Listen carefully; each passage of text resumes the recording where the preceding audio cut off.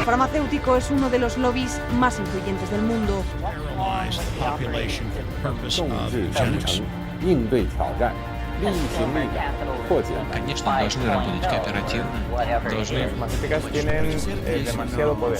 Avecina una gran guerra entre la realidad virtual y la realidad aumentada.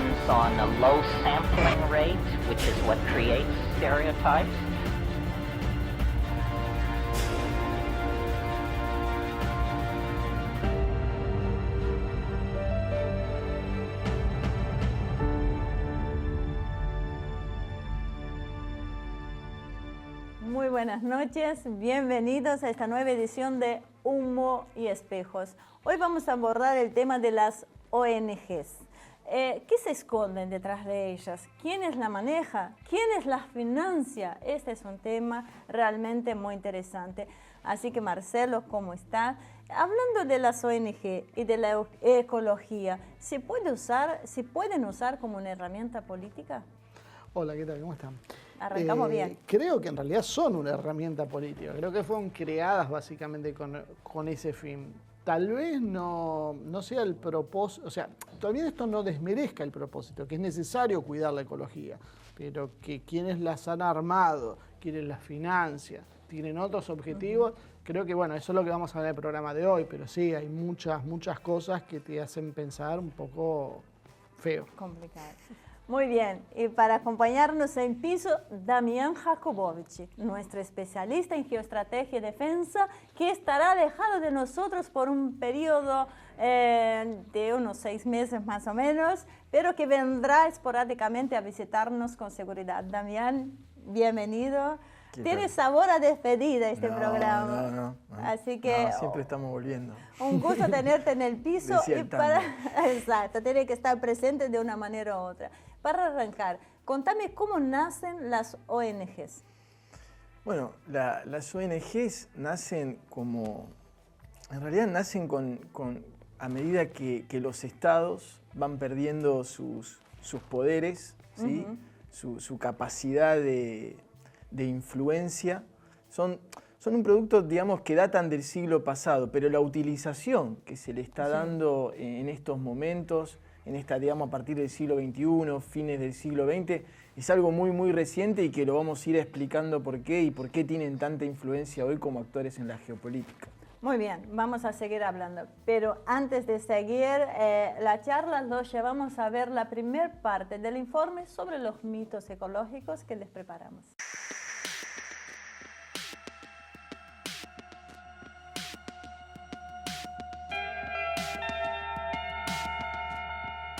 Las consecuencias del fin de la Segunda Guerra Mundial y la Guerra de Vietnam fueron la movilización de millones de jóvenes estadounidenses en busca de la satisfacción de sus necesidades, no solamente materiales, sino también espirituales.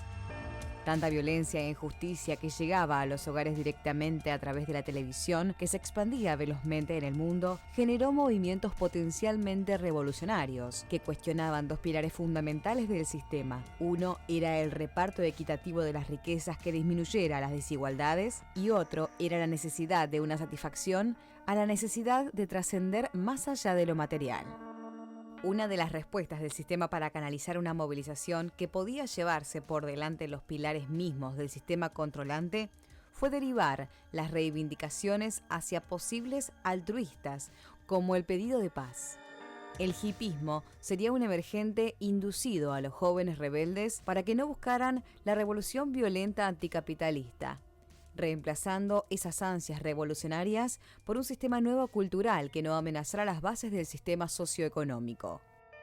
Una apariencia desaliñada, el uso de drogas, un estilo musical nuevo, fueron algunas respuestas elaboradas en los centros de ingeniería social. Grandes masas de jóvenes se levantaban aparentemente contra el sistema, pero solamente en lo estético las bases mismas del sistema estaban a salvo. La nueva corriente se enfocó en la revalorización de la naturaleza, agredida por el desarrollo humano.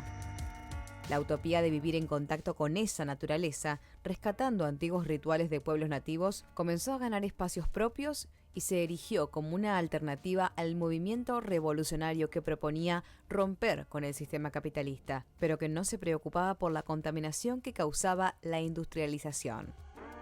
Con el tiempo, ayudado inclusive por desastres ambientales como el de Chernobyl o el de Exxon Valdez, los movimientos ambientalistas fueron consolidándose, mostrándose como una forma alternativa que compatibilizaba la vida natural con el desarrollo tecnológico.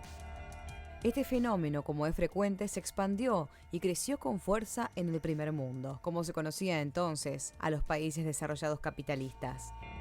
La ingeniería social había sido exitosa. Hoy buena parte de los jóvenes ya no cuestionaban la propiedad privada de los medios de producción, no cuestionaban el predominio del sistema financiero, sino que se limitaban a cuidado del medio ambiente. Pero hacía falta la masividad, que vendría con acciones espectaculares, filmadas, que darían la vuelta al mundo apoyadas en los medios globales y posteriormente en las redes sociales. Si bien ha habido muchos grupos, la estrella ha sido Greenpeace, un grupo nacido a principios de los 70, sobre el cual existen sospechas sobre su vinculación con la corona británica, que lejos de lo que muchos creen, es aún un factor de poder a tener en cuenta.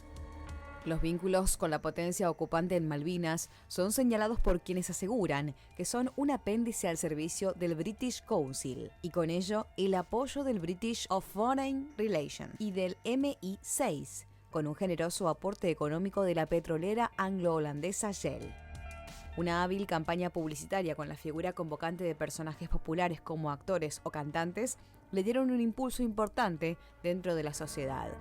Greenpeace se señala como un emergente del Club de Roma, una poderosa ONG fundada en 1968 por un grupo de científicos y políticos que elaboraron un documento conocido como los límites al crecimiento. El Club de Roma se ha considerado por sus críticos como una organización neomalthusiana que impulsaba el límite al desarrollo económico y poblacional de los países que no pertenecían al primer mundo capitalista.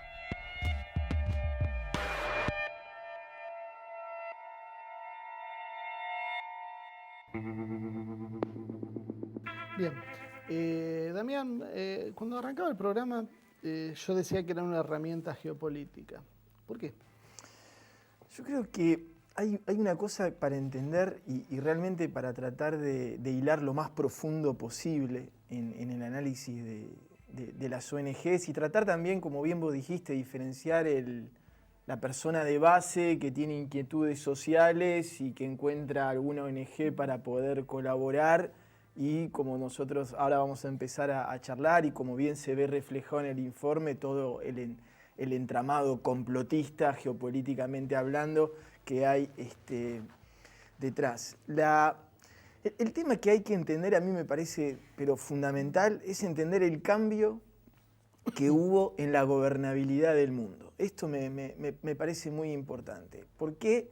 Porque después en el siglo pasado, ¿sí? Si uno se preguntaba quién gobernaba el mundo, que eso puede ser otro programa, quién gobierna el mundo, Ese está muy bueno. Uno era muy fácil porque uno miraba los estados más poderosos del mundo, se fijaba los gobernantes, ¿sí? Y se fijaba las élites, que giraban alrededor de este gobierno, y ahí uno podía decir, bueno, acá más o menos están los que manejan el mundo. Pero desde hace poco tiempo, desde que se viene dando este fenómeno de la mundialización, en los últimos 30 años, el mundo ha pegado una revolución geopolítica sin precedentes, fin de la ortodoxia comunista, fin de la ortodoxia liberal, la mundialización, la revolución de la comunicación.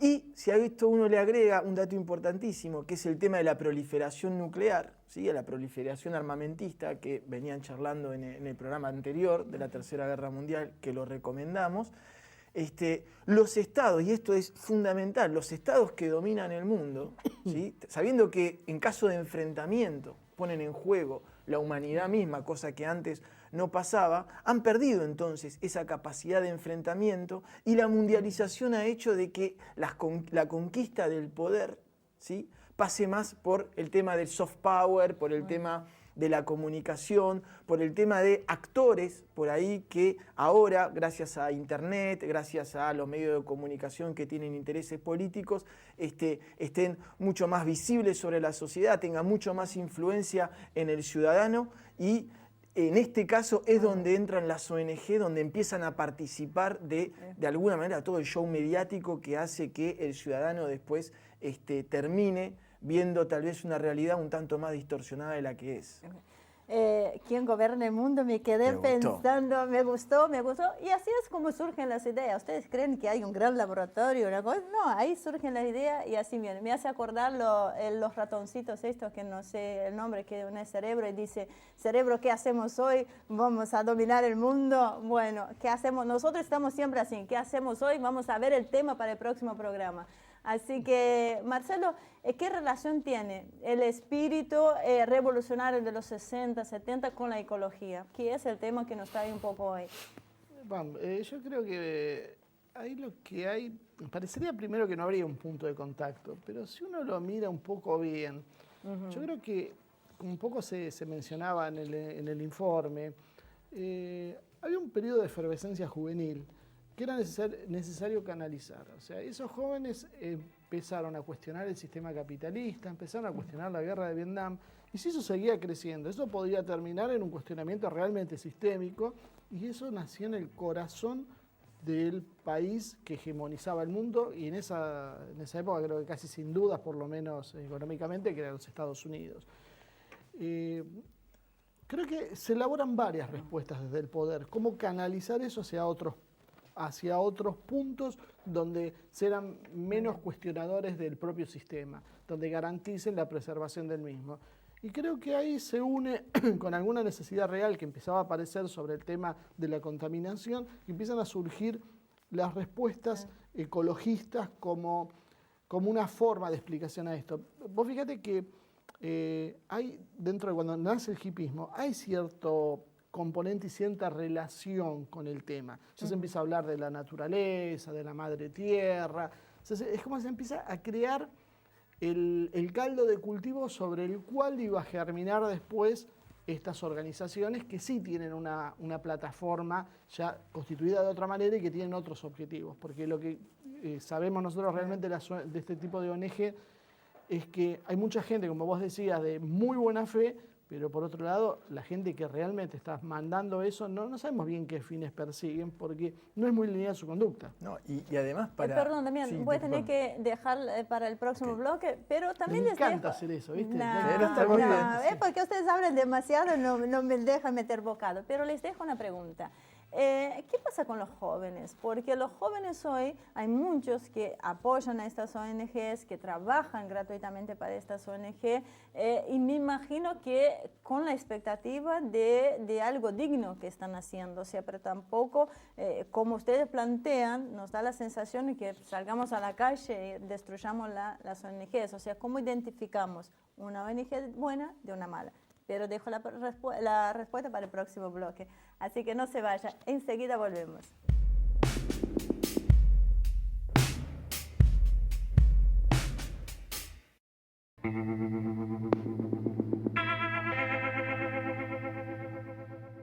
Regresamos con Mitos Ecológicos con Marcelo Ramírez y Damián Jacobovici.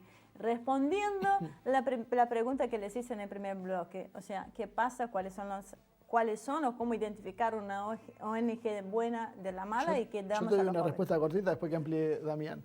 Para mí no hay diferencias. O sea, todas las ONG tienen esta estructura. O sea, por lo menos todas las pero importantes. tampoco podemos generalizar. Las perdón. grandes. Bueno, las grandes creo que sí. Creo que el emblema es Greenpeace y bueno. Yo creo que... Esta viene la respuesta más política. No, hay un tema que es para retomar esto de que si hoy en día la ecología representa o no el antisistema o no. Hay una parte de la respuesta de que si uno ve la cantidad de desaparecidos, pero desaparecidos literalmente, de asesinatos que hay de activistas ecológicos, supera muy ampliamente la cantidad de muertes de activistas políticos. Eso es un dato muy interesante. Hoy en día... Brasil tiene unos cuantos. Brasil ¿Y a qué tiene se debe un montón. esto? Porque hoy en día pone mucho más en jaque las industrias de los medicamentos, las industrias mineras, Bueno, entonces son buenas las industrias de los latifundios. Lo que pasa es que, como dice Marcelo, una cosa son las grandes ONGs. Esa es la gente que se lo toma en serio.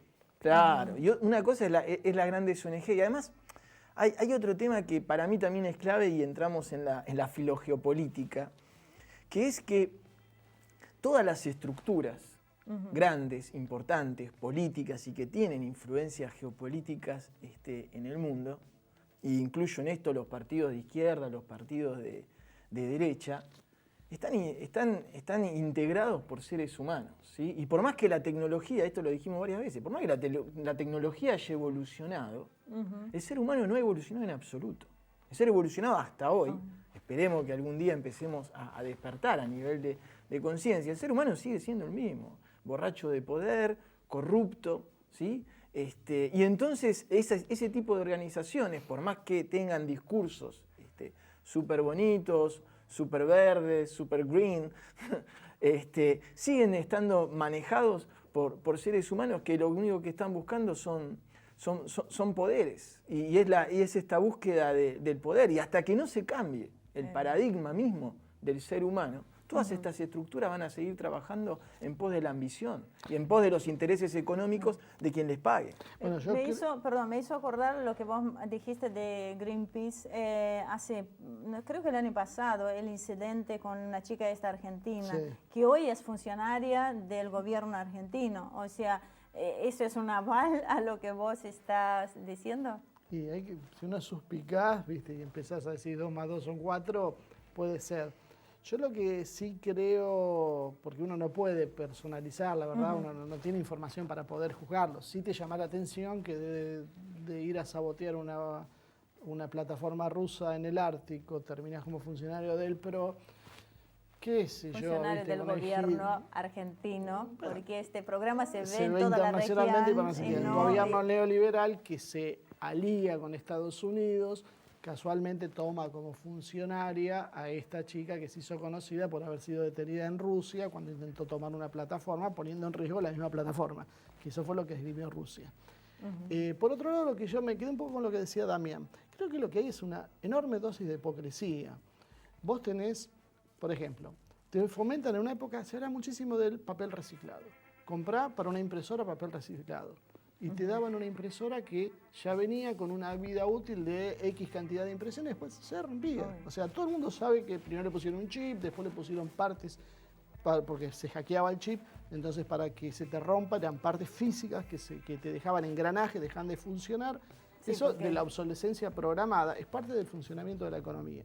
Entonces, las mismas organizaciones, las mismas empresas, corporaciones que producen y que se pintan a sí mismas como ecológicas, son las mismas que te fabrican algo desechable.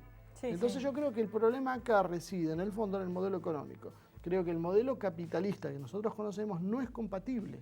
No puede ser cuando vos fabricás para que se rompa, cuando vos fundamentás tu sociedad en el crecimiento constante de la demanda. Algo no va a andar. O sea, eso sirve cuando tenés 500 millones, 1.000 millones, 2.000 millones, cuando estás en 7.000 y dentro de un par de décadas vamos a estar en 10.000 millones. No hay para que todos consumamos igual. Ya volvemos al tema que entre los tres hablamos 10 millones de meses. El problema es del sistema y de la superpoblación y la repartición de riquezas. A mí me parece, siguiendo con lo que dicen y para que la gente entienda por qué siempre está la comparación, ¿no?, de las ONGs con los caballos de Troya. Y eso es súper interesante. Recordemos para la gente que Ulises había diseñado un caballo donde estaban escondidos los de no me acuerdo de dónde para poder recuperar Troya. Y entonces acá las ONGs también, porque lo que uno tiene que entender es que hay 2 temas para analizar. Primero, la ONG, suponiendo que es una ONG nacional, representa a la sociedad civil. Primero habría que discutir si está bien que la sociedad civil tenga su rol, ¿sí?, en algo que por ahí sería una función estatal. Ahí ya tenemos una defección del Estado por un lado. Exactamente, ahí ya tenemos como que cualquier posición es válida. Un punto de vista que no lo había tenido en cuenta. Hay gente que piensa que el Estado lo tiene que abarcar todo y hay otra visión politóloga que dice que no, que está bien, que esté repartido, etc. Primera cosa para pensar. La segunda cosa para pensar es, bueno, si le damos lugar a la sociedad civil para que se ocupe de funciones que le pertenecen al estado del bienestar, ¿sí?, ¿qué es lo que pasa cuando esas funciones las hacen ONGs que están financiadas por el extranjero? Claro, quiere decir ese que es el el tema. extranjero pasa a cumplir funciones que tiene el Estado Nacional. Y es ahí donde, para mí, entender, es justo ahí. Después, la sociedad civil y el Estado Nacional, respeto todo. Después, Sería otra discusión. sería otra discusión, pero cuando Pero Porque es tampoco un es buen- bueno ese Estado totalitario que Exactamente. absorbe todo. Yo pienso que no es Pero tan también bueno. es un Claro. buen punto cuando yo pienso, me surgió en la cabeza ahora el tema de Cuba, que la financia, algunas organizaciones la financian en Estados Unidos. Sí, y- sí, con el claro objetivo Exacto. de infiltrar y reventar las sociedades de dentro. ¿Sabes quién lo ha mostrado claramente? Esto es Putin. Putin está trabajando y ha puesto una serie de restricciones porque ellos dicen claramente, estas ONG están armadas porque en determinado momento te las activan para desestabilizar el poder. En América Latina, con el caso de Cuba, hay también el caso de Ecuador, el caso de Bolivia, en donde ONG financiadas por Estados Unidos han tenido roles, pero súper probados en intentos de desestabilizaciones institucionales. Porque lo que hay que entender es que en algunos países ¿sí? ya está mal visto como que haya intervenciones militares, entonces lo que se hace son intervenciones de ideología occidental, porque una ONG por los derechos de la mujer, por los cuales yo justo iba a apoyo meter, y sé que voy a el tocar dedo- un no, tema es que iba a meter el dedo en la llaga. complicadísimo, pero una ONG en un país islámico por los derechos de la mujer Claro, sabemos lo que viene atrás. es una bomba de Bueno. tiempo. Ve- Por más que la gente que milite en la ONG tenga las mejores intenciones, pero también hay... Bueno, ahora había un profesor inglés, Sí. ¿te acordás lo que o sea, fue un escándalo? Yo no me acuerdo ahora el nombre, pero que se estaba haciendo pasar por una mujer. Ah, Y era, cuando terminaron rastreando, eso se hacía de Inglaterra y era un inglés Muy bien. que lo estaba haciendo. Y bueno, esto no Bueno, era un profesor aburrido. justo me tocaste el dedo en la llaga, pero fuiste para otro lado. Yo iba Me a ir... escapé, en realidad. Te escapaste, en realidad, pero te lo voy a volver. Porque me quedé pensando justamente con el tema ese de las mujeres. Dada la marcha que hubo de las mujeres acá... Esos fenómenos están en toda América Latina. Sí, pero lo de la marcha acá, que fue un poco para encubrir el tema de la ascensión del voto electrónico, pero en Venezuela está esta misma organización de mujeres, está surgiendo para tirar en contra a Maduro, las están usando para tirarse en Sí, contra ese a fue el Maduro. título de uno de los diarios más importantes Y hoy argentinos, fue veníamos- las asociaciones de mujeres se juntan para derrumbar el régimen de Maduro. Y la semana pasada justo veníamos hablando con Elsa Brusone, que hablamos el tema de cómo estaba la semana pasada Venezuela, y hablaba que el pueblo estaba en la calle, o sea, que la gente estaba. Entonces, lo que muestran los medios de Porque ahí es comunicación... donde está lo el que tema, dicen- ¿quién las controla? Sobre algo que estamos todos de acuerdo, como decía Damián, en la igualdad de derechos, aparecen después, cuando uno empieza a hilar fino y empieza a ver quién controla eso, otros intereses. Y creo que la forma más clara es encontrar quiénes la financian. Creo que el caso de Greenpeace es el más claro. Bueno. Ya todo el mundo sabe la relación entre Greenpeace, el gobierno británico, la monarquía británica, el MI6, y después cuando uno empieza a ver los aportantes, tenés compañías petroleras que se supone que son su blanco natural. ¿Cómo se entiende? Justo iba a preguntar qué es Greenpeace, ¿no? Porque todos hablan de Greenpeace, pero el rol Vos de... sabés que nosotros en este programa tenemos la facilidad de hacer amigos y que creo que no habíamos. Nos todavía. faltaba, nos Por eso faltaba ahí. Nos faltaba para ponerlo. Ahí ya Ustedes se está. dan cuenta por la cantidad de sponsors que hay abajo, Sí, ¿no? sí, Toda sí. la Argentina que corre, Las cartas corre. publicitarias son muy largas. Exacto, bueno. Sí, le pedimos disculpas a la audiencia por la cantidad de marcas que Exacto, circulan. que bien. Ahora vamos a terminar con otro. Sí, y yo pienso que también hablamos del tema de la ecología, y porque también, como bien decía Marcelo al principio del programa, la ecología es un programa, es un programa y un problema muy serio que está atravesando el mundo, y que creo yo que se está convirtiendo en la nueva contradicción, la nueva contradicción a la cual está encaminándose este mundo. Antes la contradicción, por ahí lo vamos a retomar en el tercer bloque, antes la contradicción, siempre decíamos, era por ahí socialismo, capitalismo, y ahora, ¿sí? La ecología, el problema del calentamiento global, que uno puede decir, bueno, ¿será verdad o no esto del calentamiento global? Porque uno, es verdad, los números le puede hacer decir lo que quiera, uno ve rastros en la historia de la humanidad y ve que ha habido subas y bajas. Y se han hackeado 10.000 emails donde demostraban muchos científicos acomodar los números. Ok. Porque volvemos vuelta al tema del dinero. ¿Quién pone la plata? Bueno, ¿qué es lo que yo tengo que decir? Yo te hago el informe como vos querés. Pero eso se paga. Eso es lo que se nos da. Entonces, creo que, bueno, te corté, pero en realidad el tema es, hay un cambio climático. Ahora, ¿de quién es la culpa? ¿Es un tema del hombre, de la actividad humana, o esto algunos te dicen que en realidad es por el movimiento de los polos magnéticos, por el sol, porque están teniendo actividades inusuales? Hay muchas hipótesis sobre el tema.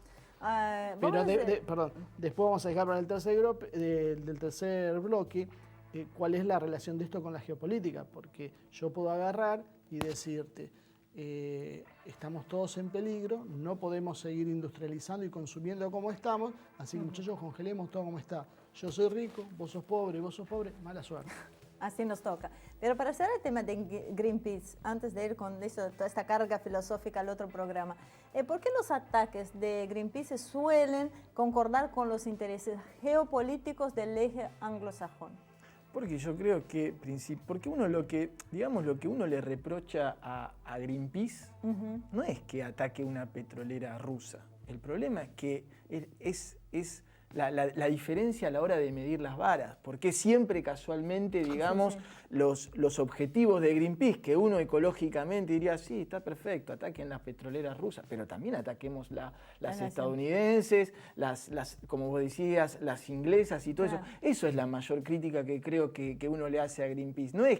No son los ataques que hace, sino siempre los ataques van para los intereses geopolíticos contrarios a quienes la financian, que en ese sentido es muy lógico.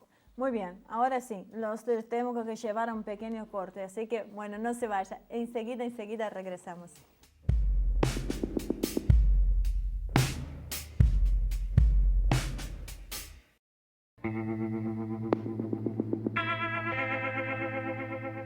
Muy bien, de regreso a esta tercera y última parte, última y acalorada parte sobre los mitos ecológicos. Así que antes de seguir hablando con Damián y con Marcelo, los llevo a ver la segunda parte del informe que les preparamos.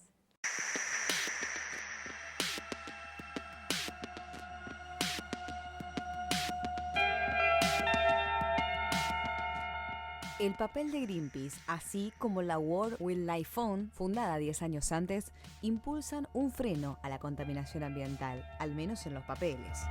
La realidad demuestra que hay un doble discurso. Veamos un ejemplo.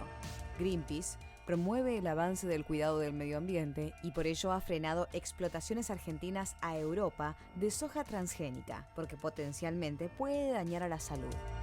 Sin embargo, ante la irrupción de la enfermedad espongiforme bovina, conocida como la de la vaca loca, transmisible a los humanos y que no se destruía el prión que la causaba con la cocción, Greenpeace guardó un sospechoso silencio, permitiendo que llegue a las góndolas de los supermercados.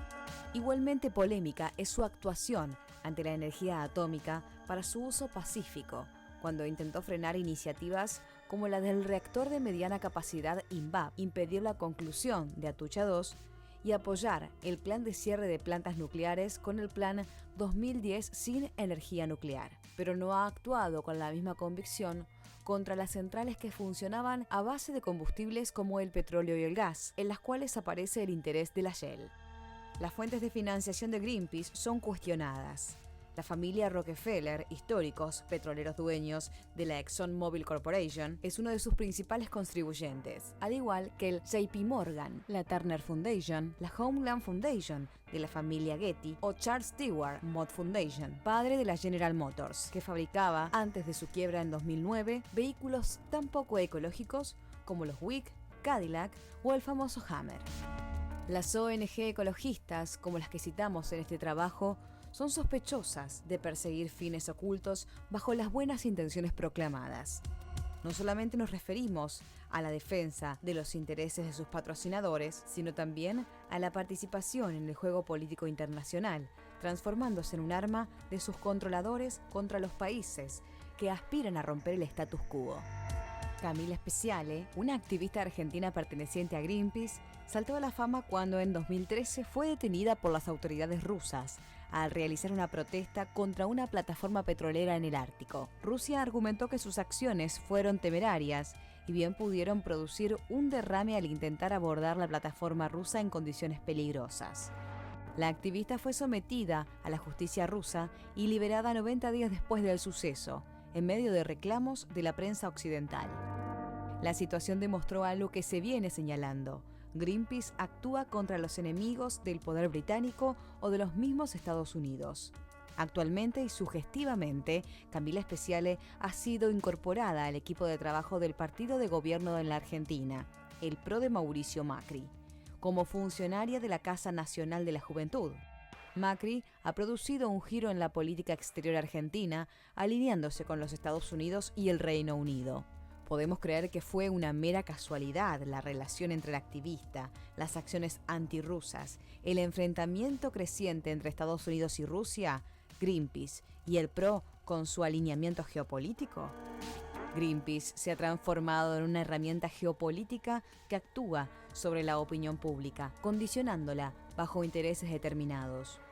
Uno de los intereses es limitar el crecimiento de países que necesitan progresar para mejorar las condiciones de vida de sus poblaciones, y es clara la necesidad de aumentar el consumo de energía para el desarrollo de las industrias que no siempre pueden tener los parámetros exigidos en los países del primer mundo, ya que pasaron por esa etapa y hoy utilizan las exigencias para frenar el progreso de otras naciones como India, China, Indonesia o Brasil.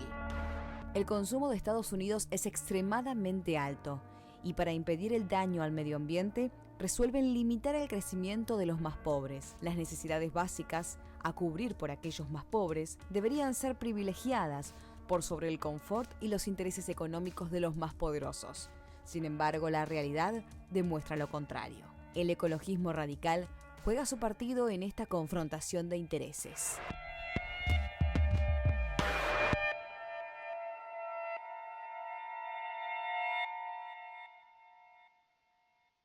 Bueno, ¿sabes qué? Hay una cosa que yo he visto, que creo en realidad, que hay, o por lo menos no sé si creo en realidad, pero me despiertan sospechas, que hay cierta conexión entre una especie de darwinismo social, las teorías de Malthus y el tema de este sistema que estamos hablando de que en realidad, más allá de las causas, sabemos que sí está estresando el planeta.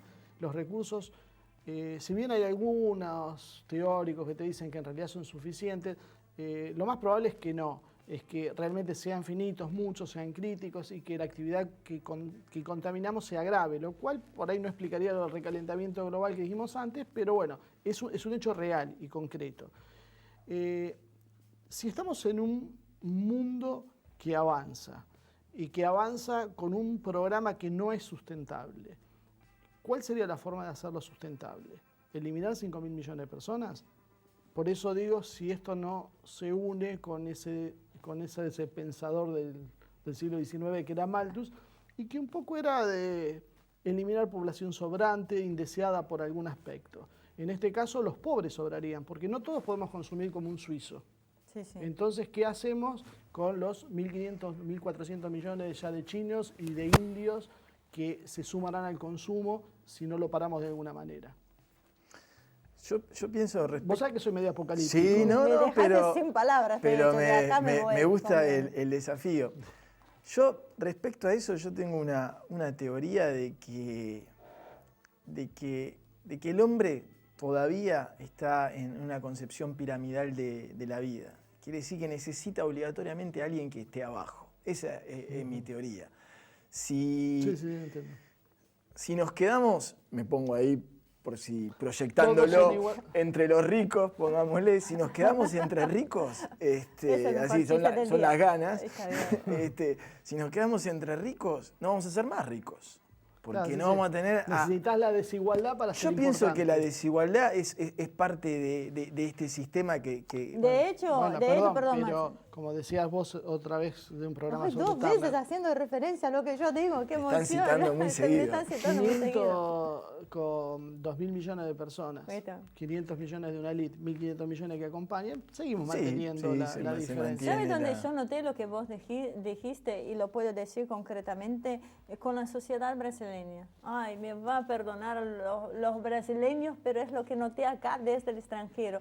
la molestia cuando Lula lanzó esos 36 millones de personas al consumo y cuando la gente de clase Sí, pero media... no solo fue en Brasil. No, es un pero problema que en se ha visto Brasil todas las lo vi regiones. por ser brasileña, Sí, lo sí. sentí. Y, Sí, y- la y molestia de voy a un restaurante o me voy de vacaciones con alguien Claro. que debería ser mi empleado doméstico. Y me por el dolió, aspecto me que dolió, tiene. me dolió sentir cuando volví a Brasil Bueno, eso después de ese ratifica lo que cambio. dice Damián. Exactamente. Bueno, ahora te dejo Sí, seguir y él no me dejó terminar está de bien. Y completar. yo creo que volviendo también al tema de las ONGs, ¿no? Porque como vos decías, acá no es cuestión de salir y ir a quemar las ONGs, porque si uno va en realidad a lo discursivo, uno está muy de acuerdo en eso, Sí, sí, pero sí. volvemos a repetir, lo que molesta es que haya, por ejemplo, una ONG, por decir algo, en Irán, alentando a las mujeres a liberarse desde el punto de vista occidental. Después uno tendría que ponerse de acuerdo si tiene Occidente derecho a, en nombre de los derechos humanos, a intervenir en lo que uno considera una violación de los derechos humanos. Pero bueno, suponiendo de que eso sea válido, uno dice, bueno, ok, tenés una ONG laburando acá y le inyectás millones de dólares, porque esto también hay que decirlo, son millones de dólares. y millones de Pero dólares. ¿por qué no tenés la misma ONG en Arabia Saudita, donde los derechos de la mujer están tan o más vapuleados como los de tantos países islámicos? Sí, sí. Eso, De hecho, en Irán el papel de la mujer es bastante importante. y está muchísimo más occidentalizado Claro, sí, sí. que en Arabia Arabia Saudita, Saudita. sí, ahí está más Sin claro. embargo, uno ve muy pocas de estas ONGs, uno ve que los esfuerzos que hace, como bien decían, las ONG financiadas por Estados Unidos o por Occidente en Venezuela por tratar de recuperar los derechos de la mujer y bla, bla, bla, bla, bla, uno ve que en Arabia Saudita ese esfuerzo es casi nulo e inexistente. Y es ahí donde volvemos a esto. Cuando un discurso, ¿sí? Cuando un discurso ecolopolítico, digamos, que uno por el cual podría a priori estar muy de acuerdo, es lo mismo de siempre. ¿Por qué criticás esto y acá no lo criticás? Uno por ahí está de acuerdo con esa crítica, pero ya el hecho de que esa crítica sea parcial, Sí, sí, sí. ¿sí? Y cierto punto donde es casi naif a veces, por ejemplo, decir, terminemos con la energía que viene de combustibles fósiles, no hagamos energía nuclear, toda energía sustentable, y te quedas pensando, Sí, cambiemos de forma de vida porque vivimos como en las cavernas, pues es insostenible. ¿Eso cómo lo ves? O sea, ¿qué es un infantilismo? Yo solo veo que sobrevivirán los artistas marciales, lo digo siempre, Max, por eso nos estamos preparando. Yo creo que, y es lo que volvemos a charlar siempre, yo creo que estamos necesitando una alternativa a las energías tradicionales que son petróleo, gas y carbón. El gran problema que tenemos acá es que cada país tira por su lado. Si nosotros tuviésemos un mundo realmente gerenciado de manera democrática, entonces sería diferente, pero es muy difícil exigirle, ¿sí?, a un país del tercer mundo que haga esfuerzos, porque son esfuerzos económicos que uno tiene que hacer hacia energías de transición verde, cuando en realidad los países más industrializados, los que más contaminan, son los que primero deberían hacer el esfuerzo. La proporción no es coherente. Aparte de lo que vos decías en el bloque anterior, el tema del dióxido de carbono en la atmósfera también hubo en otras épocas históricas. Sí, tal cual. Porque a veces también por ahí estamos haciendo un esfuerzo que en realidad no es tal, ¿o sí? Y hablando de ese tema, perdón, No, fui yo el que lo dijo. yo quería ver cuál es la relación entre los países de desarrollo industrial de los países menos desarrollados, valga la redundancia, y las ONGs. Porque los países más desarrollados usan algunas ONGs para que no se desarrollen algunos países que están sumergiendo. Hablando de las que tienen que ver siempre de la ecología, porque hay muchos tipos de ONG que también merecerían un programa aparte. Sí, yo creo que muchos países pobres o por ahí de lo que se llama más países del sur, yo creo que ven las ONGs como las ayudas del Fondo Monetario Internacional, en el sentido de que la ven con mucha resignación, porque como repetimos, están haciendo cargo, ¿sí? Para dar un ejemplo, Ese mercado de bonos verdes que se hablaba. Exactamente. Sí, es como decía Lula, me acuerdo que siempre cuando él daba la definición del Estado, él decía el Estado es como una madre, ¿sí? No es que prefiere a uno ni prefiere al otro, sino que tiende a darle más al que más lo necesita. Y me parece que esa definición es correcta. Es como que un Estado, cuando desembarca una ONG extranjera, ¿sí? Es como que el Estado, es como que una madre o un padre tengan que ver cómo una persona la tiene que ayudar, ¿sí? Para poder abastecer socialmente a sus hijos. Yo pienso que la contradicción es esa. Un país que tiene demasiadas ONGs extranjeras en su territorio y de alguna manera te está marcando un tipo de falencia que vos tenés. Marce, espera un segundito. Antes de sacrificar a las ONG, me quedé pensando. Por lo que vi de la charla de ustedes, estamos volcando más al tema de las ONGs que interfieren en desarrollo industrial, en la ecología. Sí, porque precisamente el tema de las ecologías. Exacto, precisamente el tema de las ecologías. Ahora, ¿qué pasa con estas ONGs que realmente ofrecen ayudas humanitarias? Estas no las podemos englobar dentro de algo... O sea, que eso es lo que yo creo que era el programa que te decía que uno va a tener que hacer con otra profundidad, viendo otro tipo. Porque muchas veces... no confundamos la también, ayuda, claro, pero hay ayudas humanitarias, pero a veces se hacen con determinados fines. Pasó en Haití. O sea, se hizo mucha ayuda humanitaria y en realidad eran todos negocios. Y al pueblo haitiano no le llegó nada. Y si nos ponemos la filosofía neoliberal, los contribuyentes lo pagaron. Alguien puso la plata, alguien la necesitaba y alguien se fue en el medio. Muchas veces... de cada $10, 9 se gastan en administración. Claro, porque uno ve los millones, como vos decís, los millones y millones de dólares. Porque hay un que gran negocio no montado. Era un poco lo que hablamos fuera de cámara antes. Y que vale no solo para las ecologistas, sino para otros tipos de ONG. Se montan negocios donde hay mucha gente que gana, no sé si mucha gente, hay una minoría que gana mucho dinero a través de eso. Entonces, a partir de eso, se crean o se inventan o se... sobredimensionan causas para justificar nuevos ingresos de dinero. Es un negocio. Entonces, ese negocio montado sobre una herramienta geopolítica, donde hay una nación atrás o un grupo de poder que lo va a usar, y bueno, ahí es donde empezás a ver lo peligroso que es la situación. Y creo que eso era lo que te iba a preguntar, si vos lo ves esto como una forma de terminar con las ideologías que cuestionan el sistema. Porque les hacemos creer que están cuestionando el sistema, pero en realidad el mismo sistema son los que te las promueven. En cambio, lo que realmente podríamos discutir, la tenencia de los medios de producción, por ejemplo, la reforma bancaria, donde hacer bancos que sirvan a las poblaciones en general, a las sociedades, y no se sirvan a sí mismos, o se sirvan de las sociedades, no son la causa real. Nos entretienen con una serie de ONG, que no son solo las económicas, mientras nos están saqueando. Sí, un cierre cortito, Damián, ya estamos sin tiempo. Yo creo que para cerrar y para que cierre un poquito la idea, me parece que de lo que charlamos, lo que uno cuestiona, ¿sí? Son las ONG financiadas internacionalmente. Porque las ONG, las asociaciones, como se llaman en Argentina, sin fines de lucro y que puedan tener inquietudes ambientales, el tema de la permacultura, el tema del consumo responsable, porque me parece que todo lo que vaya en contra, por ejemplo, del consumo desenfrenado en el que vivimos, me parece que eso es mucho más antisistema que sentarse en un café a leer 10 capítulos de Trotsky. Exactamente. Sí. En ese sentido me parece que... revolucionario del café de otros años. Claro, ese fue el que conocí a Argentina.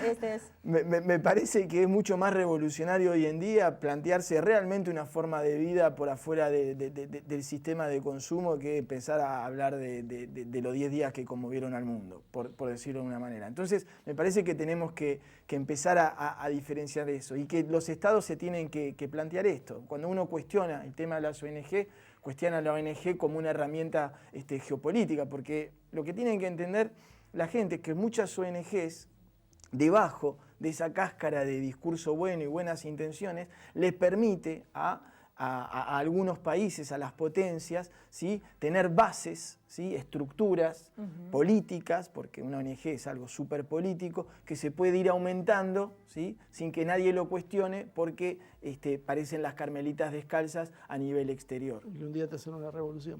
como Bueno. le pasó a Ucrania en el 2005 con las revoluciones naranjas. Muy bien, muchísimas gracias, Damián. Es realmente un placer enorme, Marcelo. Siempre compartir contigo las 24 horas del día es una maravilla, como siempre. Así que, Damián, espero que nos venga a visitar. Solo para cerrar, una cosa que lo dejo como una pregunta, más que una respuesta, porque no la tengo la respuesta.